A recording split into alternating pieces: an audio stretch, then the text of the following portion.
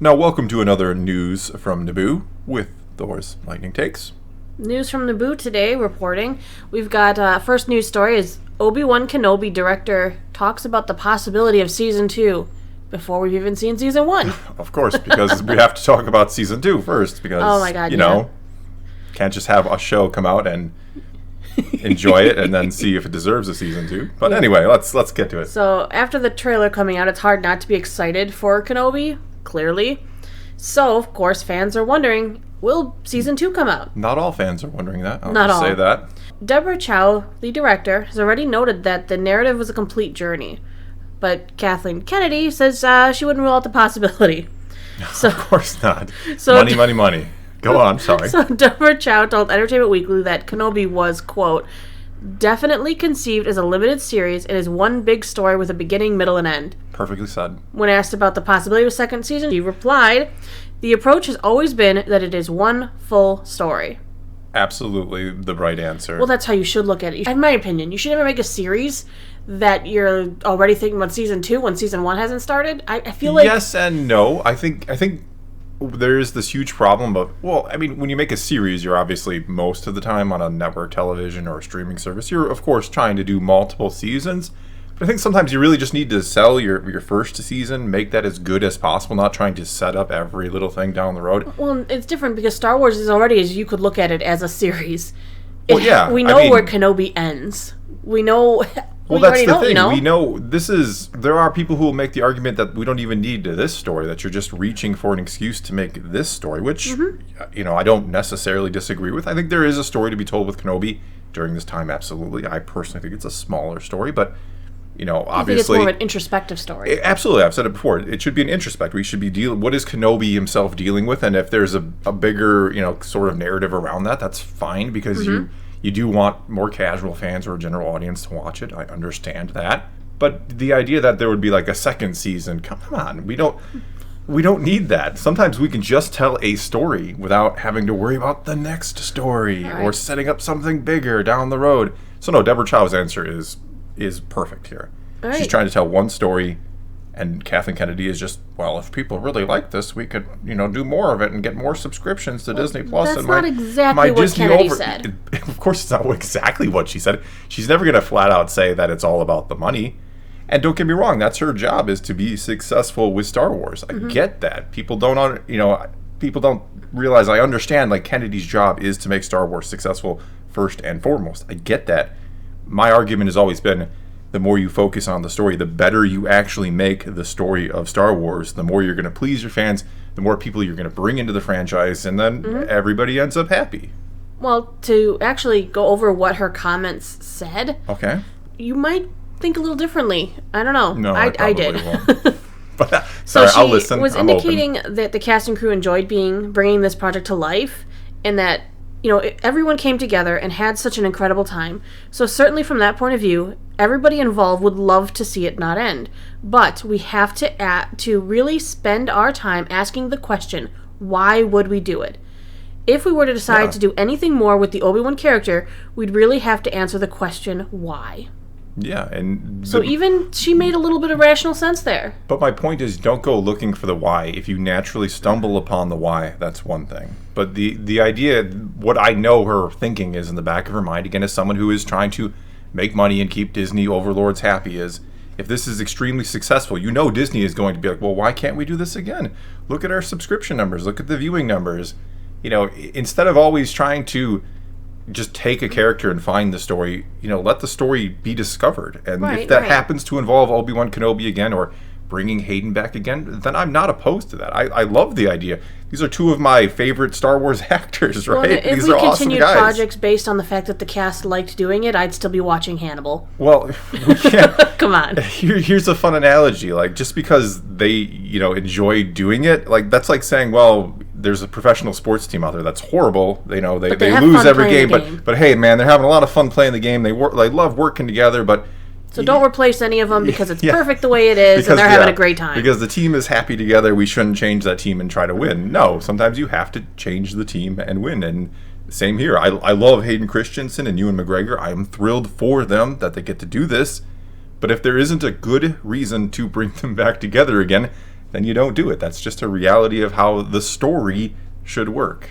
I mean, if they find a decent why, let's go for it. What Let's I'm move saying. forward. But if there isn't one that exists, if this story doesn't leave us with any questions and they have And no it answer, shouldn't, because it then- should be self-contained, yes. then they should just leave it. I mean, Maybe ruminate on it for a few years. A good I don't example know. was bringing Obi-Wan into Rebels. If you would have told me before the show, yeah, we're going to have Obi-Wan in this, I would have been like, I don't know if that's such a good idea. But it naturally happened in a way that made sense, and it ended up, being probably the best episode of Rebels with him and Maul. I love that don't episode. disagree at all. I mean, there's other great ones. story arc. Twilight of the Apprentice and some of the later seasons had some good episodes, but don't just go looking to put that character in your story. Look for the story.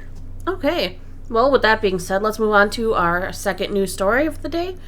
So, Lucasfilm head is explaining why the Obi-Wan Kenobi, why they hired a new head writer. The head writer, Hossein Amini, was replaced by Joby Harold a few short months before filming was supposed to start. As a fan, this of course sets off some red flags. You're like, why are you replacing the one who wrote this? Did they not say what you wanted? What's the rhetoric here? So Kennedy shared why this took place in an interview with Entertainment Weekly. She revealed that the tone of Amani's work was for a film and did not translate well to TV, or in this case, Disney+. He didn't write it as a serial, he wrote one story, which maybe wasn't long enough, who can say exactly. She's quoted as saying, "We're ultimately looking to make a hopeful, uplifting story, and it's tricky when you're starting off with a character in a state that Obi-Wan would be coming off of Revenge of the Sith. It's a pretty bleak period of time. You can't just wave a magic wand with any writer and arrive at a story that necessarily reflects what you want to feel." On the bright side, the new writer, Harold, he said he gave the show an overhaul when he joined the project, and it was quoted saying, "This was a character that always has been a minor obsession of mine, and when I heard it was a character they were exploring, I very aggressively told them all the things I thought they should do." As for how much the series changed, Chow confirmed that they inherited some of it, but they really did make some significant changes to add a few different elements.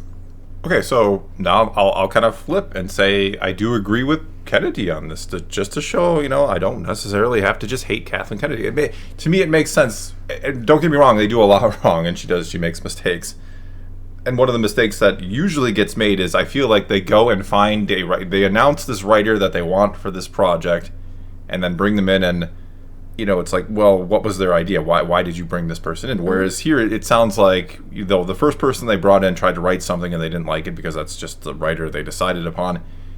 And then they went out and get somebody who had the idea, who pitched the idea was good, and you gave them the story. You gave them, Right, the story that both Disney wanted to tell, and that this person who sounds like a good fan wants to see. Yeah, I say it all the time. It seems like Star Wars has this problem of wanting to bring in who's hot now or what's hot now. Like Benioff and Weiss from Game of Thrones. Let's just hire them and they'll magically make a good Star Wars story. Bingo. Ryan Johnson, well, he's done well here, and we like what he's done with The Last Jedi. We're not going to worry that we're not going to let fans see that film first. We're just going to give them a trilogy before the fans see it, and then the fans see it, and we saw what happened there.